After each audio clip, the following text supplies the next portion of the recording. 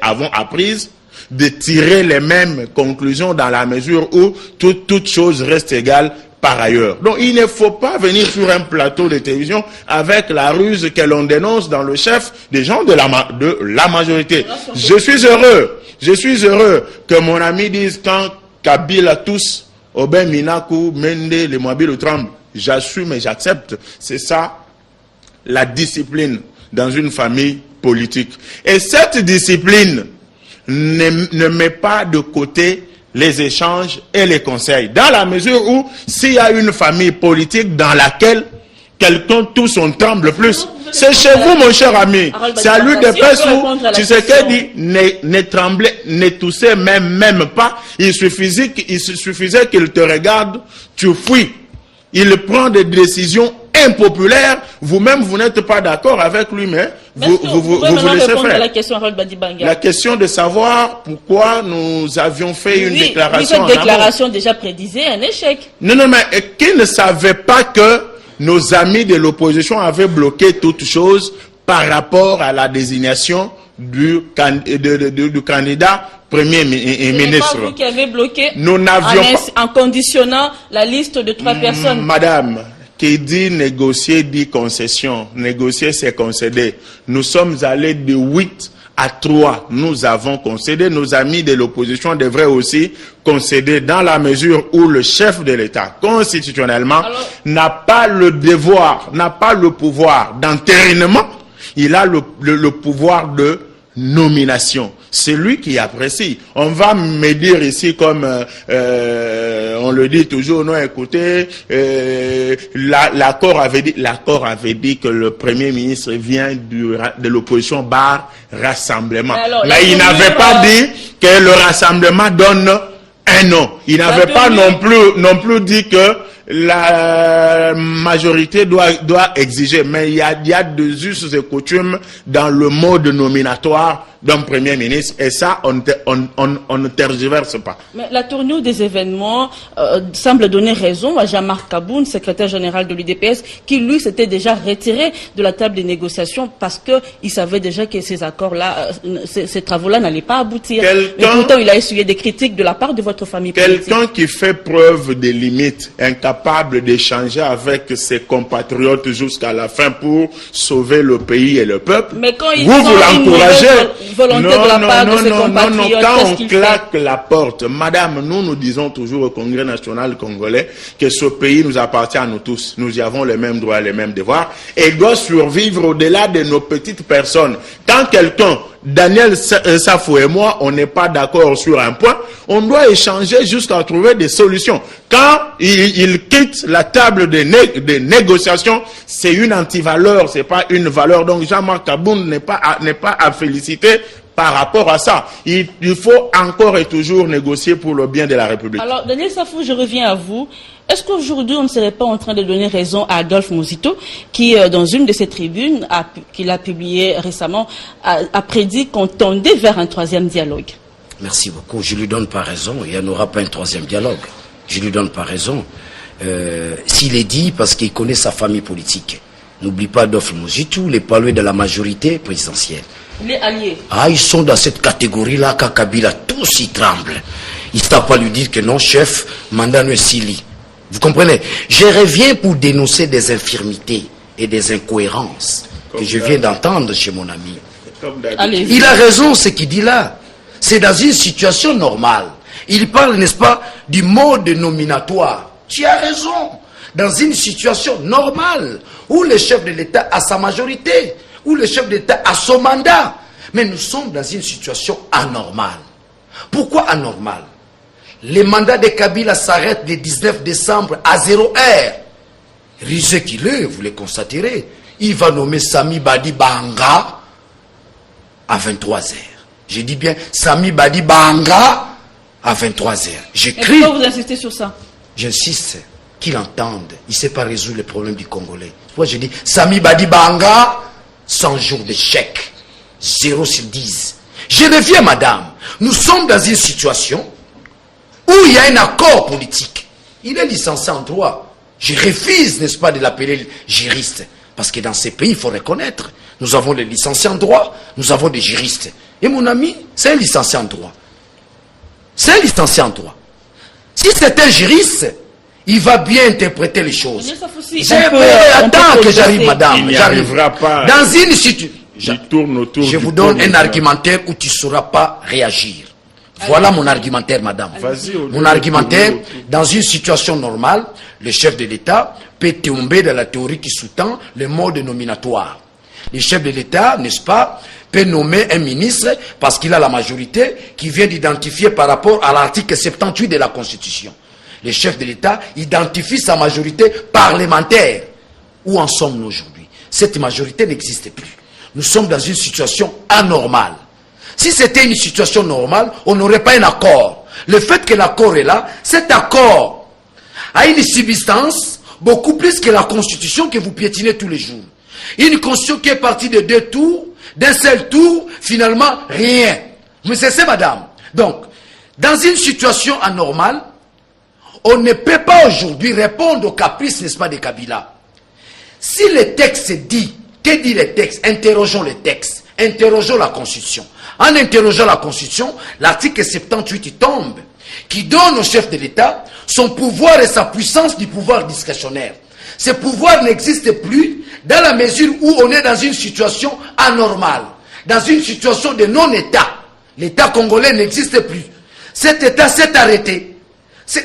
Parler de cet État qui s'est arrêté dans un autre langage, pour que les téléspectateurs me comprennent, il s'agissait de la crise de légitimité. Et devant une crise de légitimité, on ne peut résoudre cela que par le biais d'un dialogue. C'est pourquoi on a eu, n'est-ce pas, l'accord. Et cet accord, n'est-ce pas, pour tourner les effets cambouriques, Kabila ne veut pas, n'est-ce pas, l'applicabilité de cet accord. Attendez, laissez-moi terminer. Aujourd'hui est vraiment incapable de présenter une liste de 3 candidats. Merci beaucoup, madame, vous êtes intelligente. Merci. Vous allez aider les téléspectateurs, vous êtes intelligente. Si on donne à Kabila 3 noms, ça veut dire quoi? Nous allons à l'encontre, n'est-ce pas, des prescrits, c'est-à-dire les textes. Nous devons interroger les textes. On ne dirige pas les pays par rapport aux caprices des uns et des autres. On dirige les pays par les principes établis. Non, mais quand même pour l'intérêt supérieur de la nation. Mais le rassemblement pouvait quand même faire des concessions. Mais madame, d'où vient le Congo? Le Congo vient d'où? Le Congo vient, n'est-ce pas, face à des crises de légitimité. Le Congo vient d'où? Le Congo vient, n'est-ce pas, face au non-respect des textes, l'applicabilité des textes. C'est ça le virus qui ronge le Congo. C'est pourquoi d'ailleurs, et Kabila, et la classe politique dont tu fais allusion, nous nous sommes retrouvés à San City pour dégager un pacte républicain qui sous-tend, dorénavant, nous devons respecter les textes, dorénavant, nous devons respecter la Constitution. C'est cela le problème, madame. Oui, mais le principe est déjà acté. Le Premier ministre sortirait du rassemblement. Non, madame, pourquoi ne pas proposer carrément le texte est clair. Une liste de 3 Je candidats? n'ai pas à vous enseigner la grammaire, madame. Le texte est clair. Ce texte est l'émanation, n'est-ce pas, de l'accord. Dans l'accord du 31, personne n'est champion. Personne n'est champion. Kabila, qui constitutionnellement, n'est-ce pas, n'est plus président de la République. Vous comprenez? Parce qu'on fait allusion aux élections, parce qu'il n'y a eu pas élection, parce que vous avez créé une crise artificielle. C'est pourquoi nous nous sommes retrouvés, n'est-ce pas, au dialogue. Donc, les dialogues... Pour répondre à la question... Je réponds à ta question, madame. Oui, mais pourquoi le rassemblement aujourd'hui est incapable de présenter une liste de 3 candidats prématurables? Madame, qu'on se comprenne, nous avons... C'est ça les mal de la presse congolaise. Quand Kabila arrive au pouvoir, la première chose, c'est piétiner la presse congolaise. Soyons intellectuels, soyons dignes de cela. Nous faisons une émission que les gens suivent. Ne parlons pas de l'incapacité du rassemblement. Parlons plutôt de l'incapacité, n'est-ce pas, de la majorité présidentielle. Madame, Martin Luther King écrit son livre, La force d'aimer. Je renvoie des gens à lire ses livres. Un des paragraphes, ces livres-là se résument à un paragraphe. Les problèmes actuels de la société se résument par la capacité de réfléchir. Voilà la capacité de réfléchir. Les textes sont clairs. Nous, on ne doit pas se soumettre aux caprices de Kabila. Il n'est pas le Léopold II. Nous ne sommes pas ces sujets. Loin de là, madame. Les textes disent quoi? Interrogeons les textes pour diriger une société, n'est-ce pas? À cette période moderne, moi je crois qu'il y a le respect des textes. Les textes disent quoi? Les textes parlent d'un seul nom. Et ce nom-là ne proviendra pas de la famille politique de Kabila. C'est l'opposition. C'est l'opposition qui... La MP n'a jamais dit ça. Mais évidemment, madame, quand vous parlez de l'incapacité du rassemblement de vous présenter toi. Mais puisque c'est le point qui achoppe. Mais regardez, madame, ne me faites pas pommonner pour rien, madame, je suis clair là-dessus. Ou nous deux, nous sommes intelligentes, ou nous ne sommes pas intelligentes. Si réellement nous sommes intelligents, regardez, on demande à Kabila, on vous donne, les textes dit quoi? Ne faisons pas un débat des individus. Faisons un débat par rapport au texte et au prescrit de la loi. Les textes dit quoi? Les textes dit, on présente un seul candidat et Kabila entérine. Mon ami dit ceci. Le pouvoir, Kabila, dans le mode nominatoire, il n'a pas le pouvoir, n'est-ce pas, d'entériner, mais il a plutôt le pouvoir discrétionnel. Ce pouvoir discrétionnel n'a de sens que, n'est-ce pas, dans un régime normal. Dans le contexte actuel, le pouvoir discrétionnel de Kabila tombe. Okay. Vous comprenez? Par contre, il doit entériner ce que, n'est-ce pas, l'opposition lui présente, madame. Voilà. Vous comprenez? Donc, restons rigoureux dans ce sens-là. L'argument que la majorité présidentielle utilise, c'est un argument qui ne tient pas debout, c'est un argument irrationnel qu'on peut facilement renverser. Ça ne résiste pas aux assauts du doute. Ça ne résiste pas aux assauts du doute. Voilà l'argument qui résiste aux assauts du doute. Le respect des textes. Très bien, Daniel. Un autre point qui... Sinon, il deviendrait Léopold II. Un autre point qui constitue une divergence. Harold Badibanga, je vais vous poser cette question-là. Pourquoi la majorité présidentielle récuse publiquement Pierre Lumbi alors que le Rassemblement l'a déjà acté comme président du Conseil des sages et d'office, il est président du CENSA?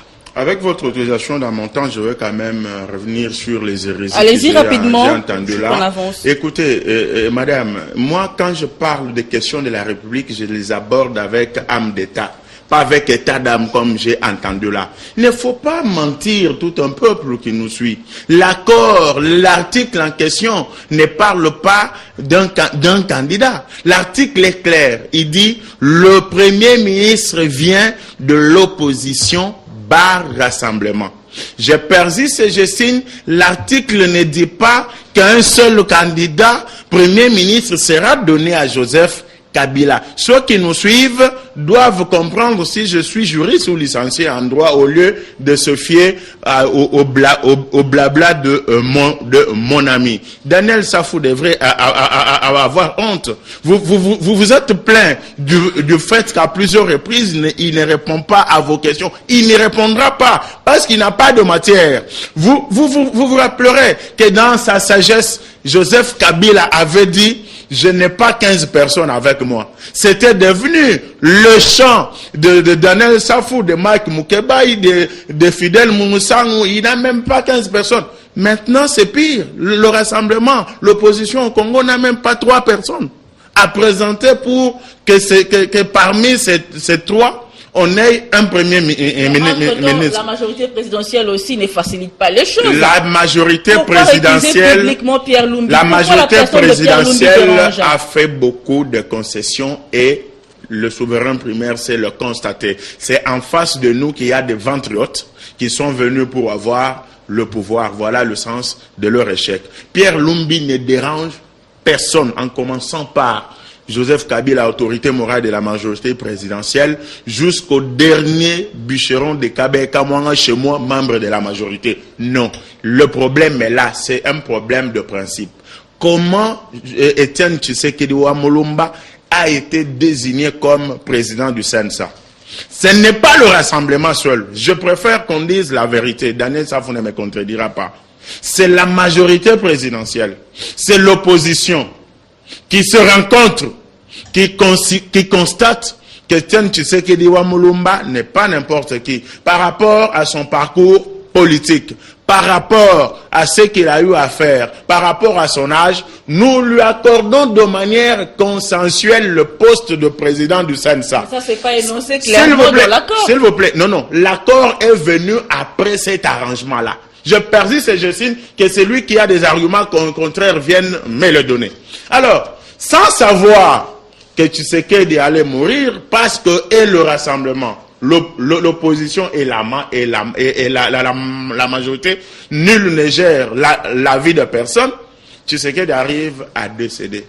Si on est sérieux avec nous-mêmes, le même modus operandi qui avait fait que Tshisekedi soit président du CENSA devait revenir, c'est-à-dire majorité et opposition se réuniraient encore comme il l'avait fait, il désignerait encore de manière consensuelle le remplaçant de Tshisekedi. Mais, bien au contraire, on constate la ruse, pour prendre les mots de Daniel Safou, on constate la circulation des billets de banque pour qu'une partie, unilatéralement, qui avait désigné Tshisekedi avec la majorité présidentielle, une partie se décide seule et mettre quelqu'un en lieu plat de Tshisekedi. Voilà pourquoi la majorité dit qu'il ne faut pas nous prendre pour des chenilles, parce que ce poste-là a été consensuel, le consensus doit continuer. Je donne toujours un exemple. Daniel Safou et moi, nous avons une entreprise.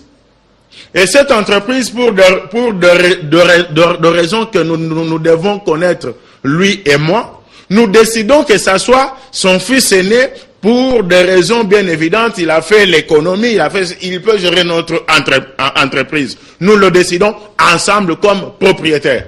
Lorsque son fils voyage pour 5 ans ou 10 ans, il ne me rappelle plus pour qu'on décide ensemble sur qui doit remplacer le gestionnaire de cette entreprise. Il constate lui seul avec sa femme et ses enfants dans leur maison que comme tel n'est plus là, prenons un autre fils, son fils à lui, qu'il remplace celui qui est parti. Ça se passe où? Ça se passe où? Avec cette opposition qui vit au mamelles de l'impérialisme, ce pays ne va pas avancer. Voilà pourquoi nous. Donc, vous êtes en train de nous dire, pour choisir le successeur d'Etienne Tshisekedi à ce poste-là, la majorité présidentielle doit aussi participer. Doit impérativement participer, parce que c'est comme ça que Tshisekedi s'était retrouvé président du CNSA. Si ce mode désignatoire n'est pas fait, c'est nul et de nul effet. C'est que je dis, mon ami Daniel Safou le sait. Si j'ai menti, qu'il ait le courage de le dire. Okay. Alors, on est où? Après avoir joué leur partition, les évêques sont allés rencontrer le chef de l'État mardi dernier pour lui présenter leurs conclusions. Le chef de l'État qui a promis de prendre les choses en main pour juguler la crise. C'est un reportage de nos confrères de la RTNC. Suivez. Le dialogue politique convoqué par le président de la République Joseph Kabila Kabange avait pour objectif principal l'organisation des élections libres, apaisées et crédibles en République démocratique du Congo. Hélas, au cours des discussions, on a parlé de tout sauf des élections, observation faite par le chef de l'État au cours de l'entretien qu'il a eu ce mardi 28 mars 2017 avec la délégation des évêques de la conférence épiscopale nationale du Congo, conduite par Monseigneur Marcel Oudembi. La CENCO réitère sa disponibilité à servir le pays conformément à sa mission prophétique. Elle se réjouit également que son travail a été apprécié à sa juste valeur par le président de la République, qui considère que 98% des échanges sont acquis et qu'il ne reste plus que 2% de divergence. Précision fournie par l'abbé Cholet, porte-parole de la CENCO, au sortir de cette rencontre. Les évêques sont venus rendre compte au chef de l'État de la fin de la mission de bons offices à ce stade. Aussi s'en remettre à lui comme garant de la nation, car si les choses vont bien, c'est lui le premier responsable. Si ça va mal, c'est lui le premier responsable. Et le chef de l'État a suivi attentivement le rapport des évêques. J'ai retenu un engagement qu'il a pris. Il a considéré que 98% était déjà acquis, il retenait ça comme acquis. Et pour les 2% qui restaient, il s'engageait dans un bref délai à les obtenir. Il a demandé aux évêques s'ils avaient des propositions à faire. Les évêques ont rappelé les propositions de la médiation sur les 2 points de divergence et le chef de l'État a promis qu'il partirait de ces propositions comme point de départ pour atteindre le 2%. Et puis, une observation qu'il a faite, c'est comme si on a oublié que c'est pour organiser les élections crédibles, apaisées dans les meilleurs délais qu'on discutait. Apparemment, maintenant, on parle de tout sauf des élections, et lui tient à atteindre l'objectif principal. Donc je crois que avec ça, on peut être content que le travail fait par les évêques est considéré au plus haut niveau et que l'engagement est fait pour le parfaire à partir des propositions faites par les évêques. Donc en ces termes-là, parler de l'échec, c'est trop dit. Comme le président Senko l'a dit dans son discours hier, les évêques ont réitéré leur disponibilité à servir le pays, déjà en fonction de leur mission prophétique. Mais pour cette phase, l'essentiel est là, les propositions, en fait, tout est dans le plat. Alors lui va faire comme les managers pour tout finaliser. Je crois qu'on en est là. Daniel Safou, plus d'une fois sur ce plateau, vous avez plaidé pour que le chef de l'État prenne les choses en main, pour que la crise soit finalement jugulée. Aujourd'hui, on pourra dire que votre appel a été entendu quand le chef de l'État lui-même prend la décision de prendre les choses en main pour apporter des solutions idoines aux problèmes qui ont plombé les travaux du centre interdiocésain. On pourra dire qu'aujourd'hui, Joseph Kabila est le dernier rempart pour sauver l'accord du 31 décembre. Non, Kabila ne sait pas ce qu'il cherche. Il ne sait pas. Il ne sait pas ce qu'il cherche. On vient, n'est-ce pas, il a appelé les évêques. Pendant qu'il appelle les évêques, il doit communiquer avec les Deschamps. Il est tenté de consulter. Je te donne un cas. On se retrouve avec Jean Convemba. Les textos tombent sur son appareil. Qui envoie les textos? Obé Minaku, Lumanu. Rejoignez-nous, n'est-ce pas, au 3e niveau, au fleuve Congo. Les débauchages. Si Mvwemba n'avait pas de nerfs solides, il serait parti. Il y a comme la soupe il y a Bissou Mboka, où il faut arranger, il faut dégager les immondices et regarder la vie de Kinshasa solo. Non, mais d'après des sources concordantes, le chef de l'État aurait demandé qu'on puisse consulter la classe politique pour finalement... Mais ça sert à quoi de consulter cette classe politique? Mais parce qu'il y a blocage, parce qu'il y a crise. Mais qui a créé cette crise? Qui bloque? C'est lui-même, Kabila, en personne. Ici, je ne cite pas les noms de Omende, Obeminaku, Oatundu. Non, je ne cite pas les noms de ces gens-là. Je l'ai dit tantôt dans cette émission, quand tu dis tous ces gens-là tremblent. Ces gens-là ne sont pas en mesure de dire à Kabila, président, en tout cas, le mandat est fini. L'unique source de légitimité que nous avons, c'est l'accord du 31. Respectons cet accord, appliquons cet accord pour que les pays avancent. Ils ne sont pas en mesure. Ils ne le feront pas. Si nous, les journalistes, ne le faisons pas, et pas n'importe quel journaliste, on a plongé les pays, n'est-ce pas, dans la peur. Tous sont devenus flatteurs et matamors.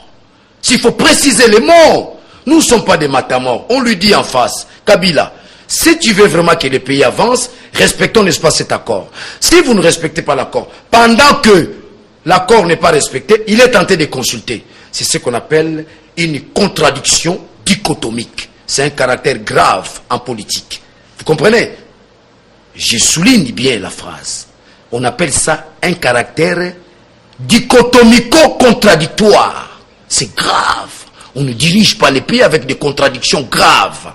Madame, je reviens, madame. Mon ami est tenté de vanter et dit il fallait 3 noms et qu'on sort. Ça, c'est un autre dossier, Daniel. Je sais. Là, on est déjà dans le deuxième dossier. Donc, c'est-à-dire, le niveau où nous sommes là, où on veut, n'est-ce pas, évoluer dans la corruption, corrompre les gens, faire croire aux gens que non, ce que nous faisons est vrai. Même les petits-enfants savent qu'aujourd'hui, la famille des régimes de Kabila est tentée de patauger.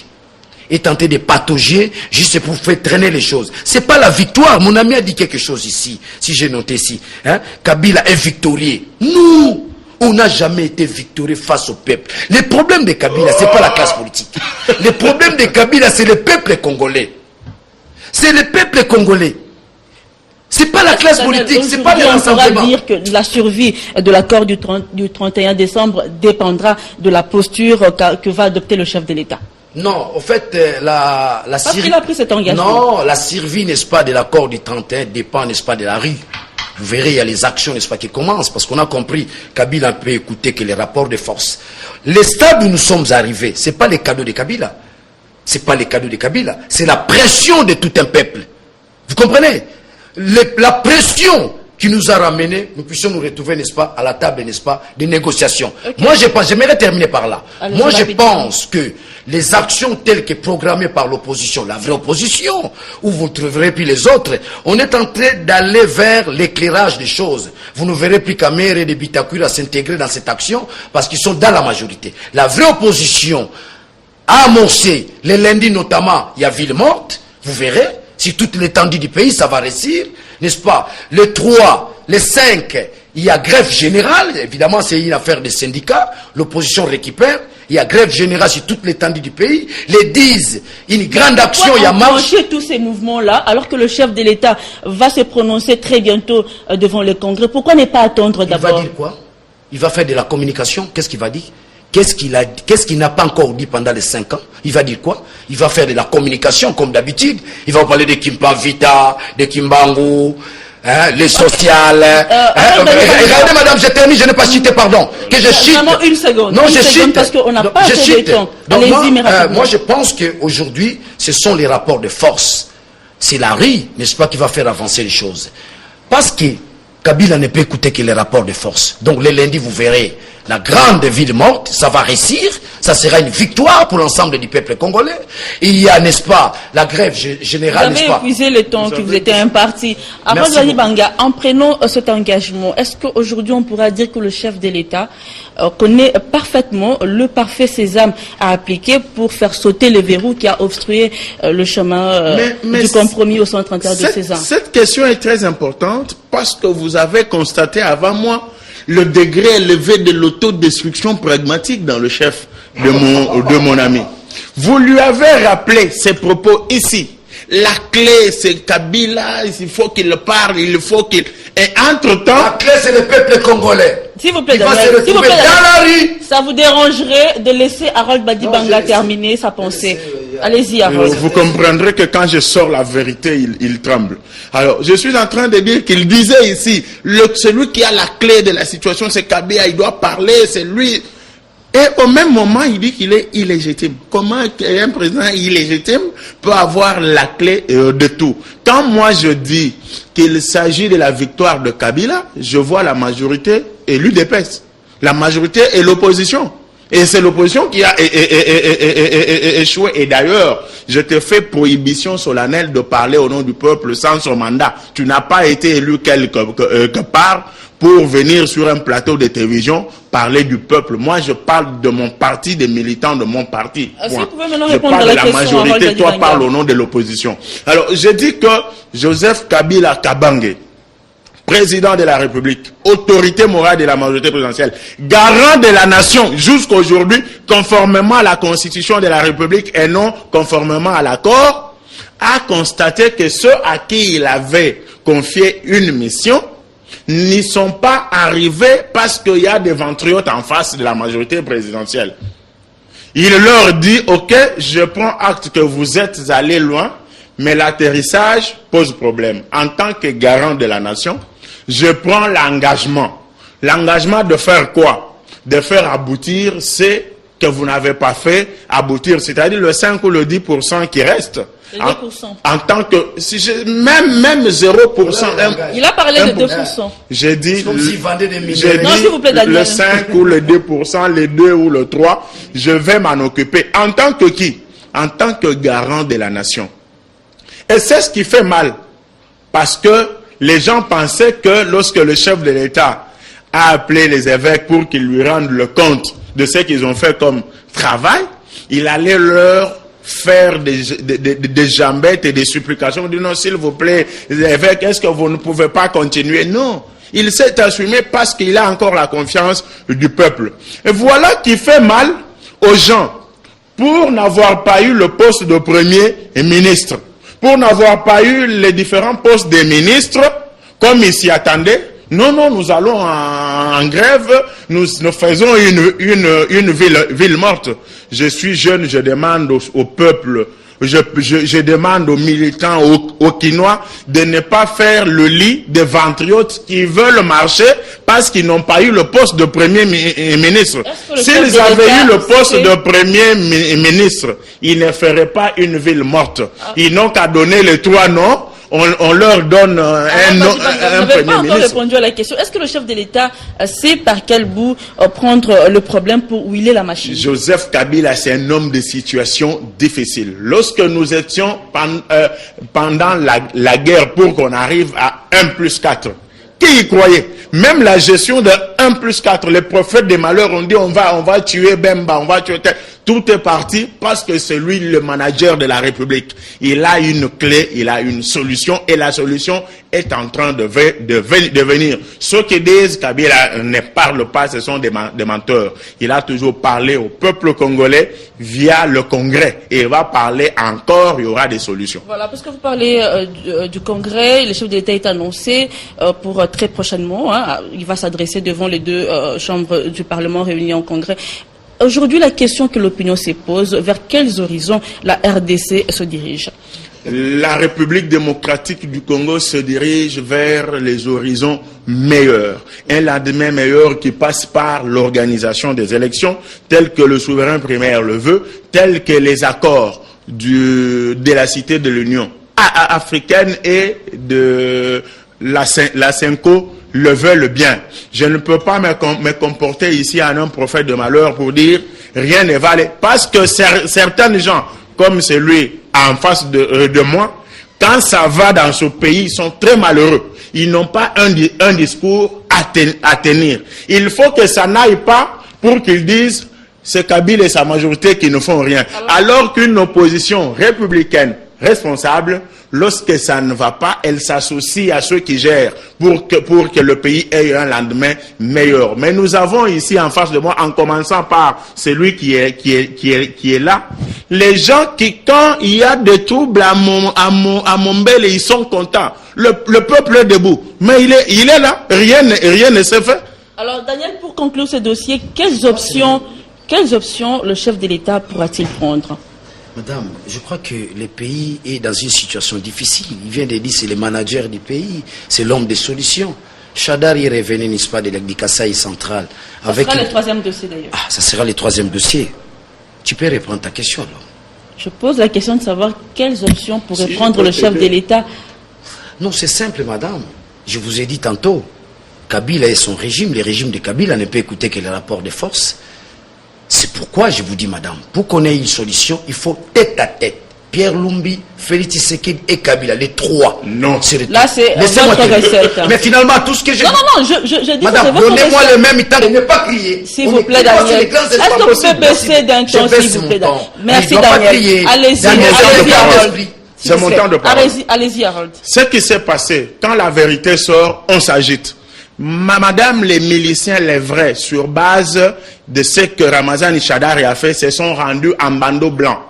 Et après, ce sont des personnes instrumentalisées maintenant par certains opposants dont je connais les noms, je peux les citer ici. Voilà pourquoi tous ceux qui nous suivent sont étonnés d'apprendre qu'une milice qui a commencé avec l'assassinat du grand chef Kamwina Sapou commence aujourd'hui avec des revendications politiques du genre pour que nous cessions avec les hostilités. On doit respecter les accords de la Saint-Sylvestre.